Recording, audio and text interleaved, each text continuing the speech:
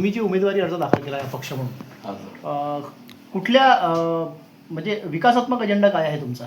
माझा विकासात्मक अजेंडा आहे की आता मी आधी ग्रामपंचायतला वगैरे निवडून आलतो, इथली सत्ता वगैरे स्थापन मी केली आणि खरं म्हणजे इथे खूप म्हणजे कामं वगैरे काही होत नव्हते. इथे मी लाईट योजना हे संपूर्ण वार्डामध्ये तेव्हा आणलेली आहे आणि 2 कोटीची पाणी योजना ही ग्रामपंचायतला आली होती, पण मी जिल्हा परिषदला कन्वर्ट केली होती कारण जेणेकरून ग्रामपंचायतला भ्रष्टाचार नाही हो म्हणून केली होती. तेव्हापासून आता त्याला 9 वर्ष झाले. 9 वर्ष आधी माझा ॲक्सिडेंट झाला आणि त्याच्यानंतर ॲक्सिडेंट झाला तर मी तेव्हा मग महानगरपालिका ग्रामपंचायत पदकातून महानगरपालिका झाली. नगरपालिका झाली तेव्हा मला उभं राहण्याचा हे प्रयत्न झालेला आहे, पण मी तेव्हा माझी परिस्थिती नव्हती उभं राहण्याची कारण मी हँडिकॅप झालेला आहे. 85% हँडिकॅप आहे मी. तर तेव्हा मग मला उभं राहण्याचं म्हटलं, पण माझी तेव्हा तयारी नसल्यामुळे मी काही उभं राहिलो नाही.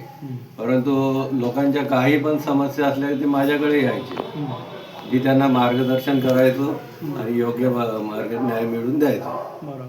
आणि लोकांची आता पण सुद्धा ते माझ्याकडे येऊन मला उमेदवारी घ्या म्हटलं, बा आपल्याला पक्ष कोणी देणार नाही म्हटलं, कारण आपण हँडिकॅपही आहे पण मनातून इच्छा आहे की तुमचं काहीतरी करावे. कारण माणूस मनाने प्रबळ असलं पाहिजे, ना की एक पाय गेला म्हणून काही नाही. मनाने प्रबळ असल्यामुळे आपण त्यांची कामं करू शकतो, काही का नाही. तर त्यामुळे त्यांनी मला घ्या तुम्ही कोणत्याही पक्षाचं भेटो, आणि आपल्याला पक्षानं ते कोणी उभं केलं नाही, पण मग अपक्ष उमेदवारी आपण दाखल केली. तुम्हाला राजकीय अनुभव दांडगा आहे, म्हणजे निधी आणण्याचा जो आहे, जो राजकारणामध्ये महत्वाचा भाग मानला जातो, तर निधी खेचून आणण्याचा महत्वाचा अनुभव तुम्हाला आहे. हो. आणि ते विकासासाठी अतिशय महत्वाचं आहे. बरोबर. असं असताना सुद्धा तुम्ही प्रस्थापित जे पक्ष आहेत, काँग्रेस, राष्ट्रवादी काँग्रेस, शिवसेना, त्यांना तुम्ही का प्राथमिकता दिली नाही? कारण कसं आता 10 वर्षापासून BJPची सत्ता आहे. तिथे जेव्हा इलेक्शन झालं तेव्हाही त्यांच्याकडूनही आपण काही लोकांच्या माध्यमातून सुरुवातीला आपण काही रस्ते वगैरे नाले आणण्याचा प्रयत्न केला आणि ते मिळाले होते तेव्हा. पण त्याच्यानंतर काय झालं की इकडे हा जो भाग आहे म्हणजे मग हेच राहिलं, कमजोरच राहिला, कारण नाल्याच्या समस्या अजूनही तशाच आहेत. म्हणजे जेवढ्या प्रमाणात व्हायला पाहिजे तेवढ्या नाही. पाण्याची ऑलरेडी ग्रामपंचायतनं पाईपलाईन टाकली आहे, ती समजा महानगरपालिकेला भेटली त्यांना आणि ते पाणी दिलं. अगर तीच योजना नसती झाली तर पाणी द्यायला खूप वेळ लागला असता, काही का नाही. आणि लोकांच्या काही समस्या असल्या की माझ्याकडे येतात छोटे मोठे, कारण लोकांची एवढी मागणी नसते. छोट्याचे काय असतात की त्यांचं काम झालं पाहिजे, पण लोक ते माझ्याकडे येतात तर मी त्यांना मार्ग दाखवून ते काम करून घेण्याचा प्रयत्न करतो. बरं, 2-3 दिवसापूर्वी वंचितचे प्रमुख प्रकाश आंबेडकर त्यांचं एक विधान आलं होतं. त्यांनी असं म्हटलं की रस्त्या आणि नाल्यांसाठी अकोल्यामध्ये 300 कोटी साधारणपणे आले होते, परंतु ही जी निधी आहे ही बारामतीकडे अजित पवारांनी वळवली. तुम्ही या सगळ्या प्रश्नाकडे कसं बघता? कसं आहे, हे तर व्हायला नाही पाहिजे, कारण स्पेसिफिक जे स्थानिक निधी आलेला आहे तो अकोल्यालाच खर्च व्हायला पाहिजे, कारण तो दोघी नाव वाढवायला पाहिजे. हे याच्यात मोठं राजकारण चाललेलं आहे. कारण आपला जो आपल्या स्थानिकांसाठी जो निधी येते तो खिचून का जाते बा तिकडे, कारण इथंच लागायला पाहिजे. पण हे मेन जे मोठे राजकारणी आहे ते वळवतात की जेणेकरून बा अकोल्याचा जसा पाहिजे तसा प्रमाणात विकास झालेला नाही.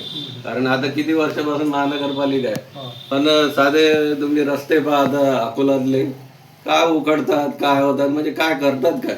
बरं, तुमच्या प्रभागातले आम्ही ग्राउंड रिपोर्ट केला आहे, त्याच्यामध्ये रस्ते जे आहेत, नाले आहेत, त्याची अवस्था अतिशय बिकट आहे. बरोबर. असं दिसते की आरोग्याचे त्याच्यामुळे जे पाणी आहे, पावसाचं पाणी, ते घरामध्ये जाते नाल्याचं. बरोबर. आणि त्यामुळे आरोग्याचे मोठे प्रश्न निर्माण झाले. बरोबर. हा तुम्ही प्रश्न कसा मार्गी लावणार? या कसं आहे माहिती आहे, स्पेसिफिक जे मेन नाले होते मोठे मोठे नाले होते आणि लोकांनी त्याच्यावर अतिक्रमण केल्यामुळे ते नाल्या झाले, छोट्या झाल्या. आता कसं पाऊस पडला की फुगा म्हणजे मोठा पाऊस येते आणि नाल्या म्हटलं ते बाहेर पसरते, लोकांच्या घरामध्ये घुसते. त्याच्यावर स्पेसिफिक महानगरपालिका लक्षच नाही, जेणेकरून नाले व्हायला पाहिजेत. ते जे त्याच्यावर अतिक्रमण झालेलं आहे ते मोकळं व्हायला पाहिजे, जेणेकरून नाल्याचा फ्लो व्यवस्थित नालीनं पुढे जाऊन पुढे मोठ्या नाल्यात मिसळलं पाहिजे. पण या प्रभागामध्ये असे अनेक भाग आहेत जिथे नळ जे आहे 2-2-3 दिवस येत नाही हां हां आणि पाण्याची अतिशय बिकट समस्या हा. आहे. नळ योजनेसाठी असं म्हटलं जातं की 200 ते 300 कोटी आले होते नळ योजनेसाठी, हो हो परंतु तेही काम झालं नाही, तेही काम रखडलं आहे. बरोबर. हा प्रश्न तुम्हाला जर संधी दिली तुम्ही कसा मार्गी लावणार? हां. कसं आहे, पाणी आपल्याला मिळते कारण यावेळेस पाऊसही चांगला झालेला आहे. पण 3 दिवस का आड 2 दिवस का आड मिळत नाही पाणी लोकांना. मिळायला पाहिजे कारण त्याच्यावर बरोबर राबवल्या नाही जात योजना.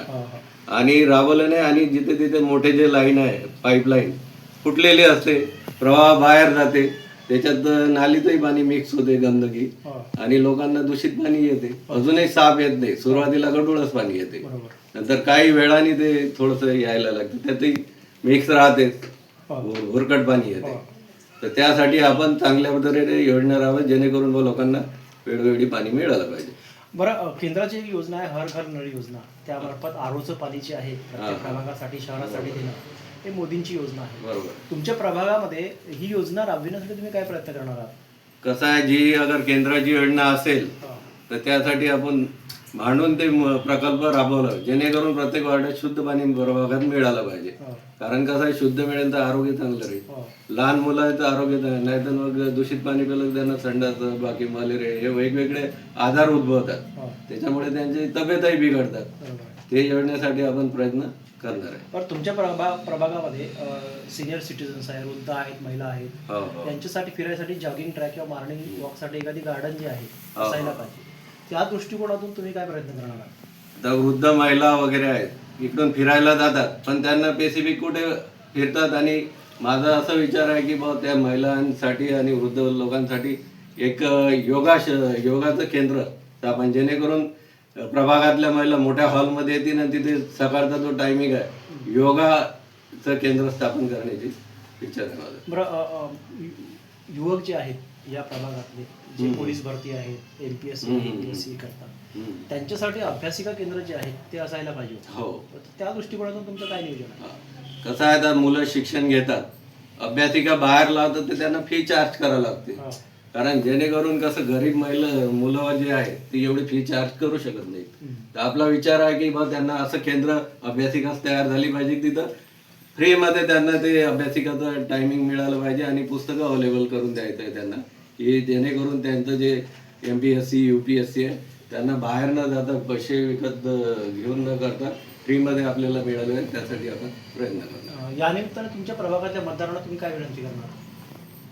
मी हेच विनंती करणार आहे की बा जे अंगणवाडी वगैरे इथे आहे त्यांना कसं आहे, त्यांच्यामध्ये तिथं लाईट नाही आहे, शौचालयाची व्यवस्था नाही आहे आणि पाणी तर नाहीच आहे. की आपण प्रत्येक जे वार्डात प्रभागामध्ये अंगणवाड्या आहेत तिथे नळ, लाईट हे योजना निर्माण करणार आणि लोकांना CBSE पॅटर्न जे आहे ते बाकी आता जिल्हा परिषदला चालू होणार आहे, पण महानगरपालिकेच्या शाळेमध्ये ते झालं पाहिजे, जेणेकरून काय मुलं आता CBSE मोठमोठे स्कूल आहे तिथे दांडगी फी द्यायला लागते त्यांना आणि साधारण माणूस तिथे हिंमत नाही करत.